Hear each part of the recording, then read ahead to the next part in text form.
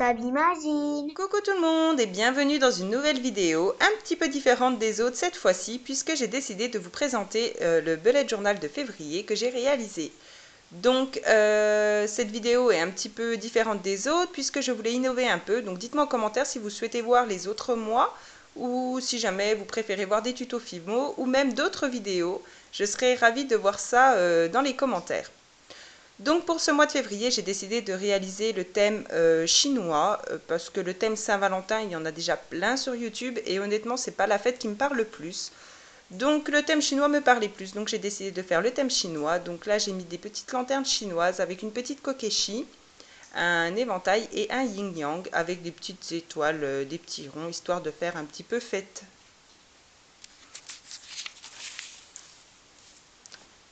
J'ai également donc fait une vue mensuelle avec les jours de la semaine dans un petit parchemin rouge, comme ça je trouve que ça fait super chinois.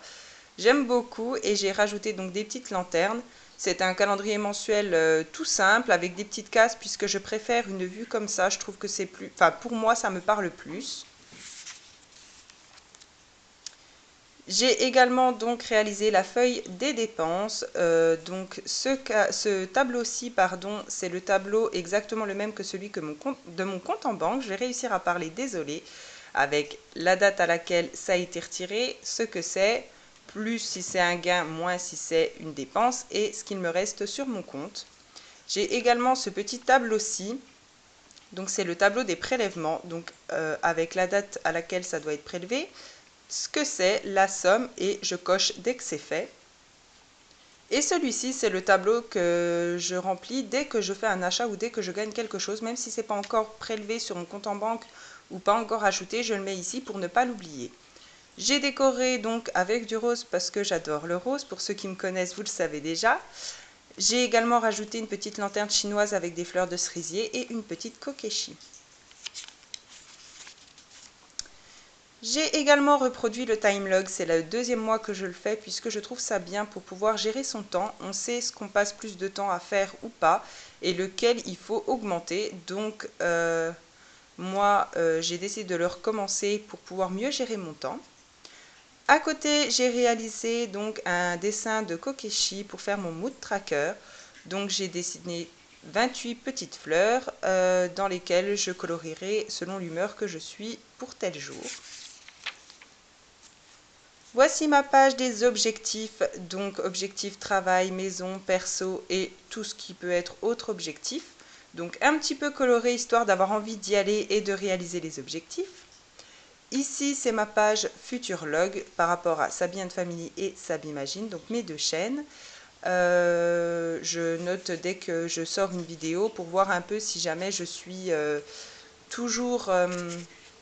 si je suis toujours régulière dans mes vidéos ou non, ce qui n'a pas été le cas jusqu'à maintenant pour la simple et bonne raison, c'est que le mois de janvier a été très compliqué. Il y a eu beaucoup de choses qui se sont passées pour moi, mais je compte y remédier très vite. Ensuite, donc la page Sabi and Family, donc avec la durée de visionnage, le nombre de vues et le nombre d'abonnés, et ici mes idées de vidéos. La même pour Sabimagine avec une case revenus supplémentaire, enfin une case supplémentaire avec les revenus, mais cette case-ci je pourrais la supprimer dès le mois prochain puisqu'il y a eu une nouvelle mise à jour de YouTube.